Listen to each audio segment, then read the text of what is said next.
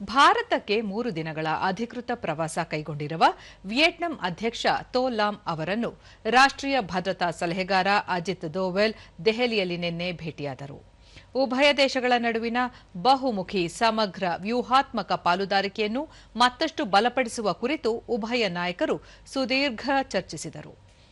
ಭಯೋತ್ಪಾದನೆ ನಿಗ್ರಹ, ಸೈಬರ್ ಭದ್ರತೆ, ಸಮುದ್ರ ಭದ್ರತೆ ಮತ್ತು ಅಂತಾರಾಷ್ಟ್ರೀಯ ಅಪರಾಧಗಳನ್ನು ತಡೆಗಟ್ಟುವಲ್ಲಿ ಪರಸ್ಪರ ಸಹಕಾರ ನೀಡುವ ಬಗ್ಗೆ ಚರ್ಚೆ ನಡೆಸಲಾಯಿತು.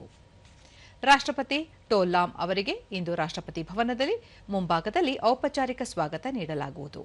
ರಾಷ್ಟ್ರಪತಿ ದ್ರೌಪದಿ ಮುರ್ಮು ಅಧ್ಯಕ್ಷ ಥೋ ಲಾಮ್ ಅವರೊಂದಿಗೆ ಸಭೆ ನಡೆಸಲಿದ್ದಾರೆ. ನಂತರ ಥೋ ಲಾಮ್ ಅವರು ಪ್ರಧಾನಿ ನರೇಂದ್ರ ಮೋದಿ ಅವರನ್ನು ಭೇಟಿಯಾಗಲಿದ್ದು, ರಕ್ಷಣೆ, ವ್ಯಾಪಾರ ಮತ್ತು ತಂತ್ರಜ್ಞಾನ ಕ್ಷೇತ್ರಗಳಲ್ಲಿ ಹೊಸ ಒಪ್ಪಂದಗಳಿಗೆ ಸಹಿ ಹಾಕುವ ನಿರೀಕ್ಷೆಯಿದೆ.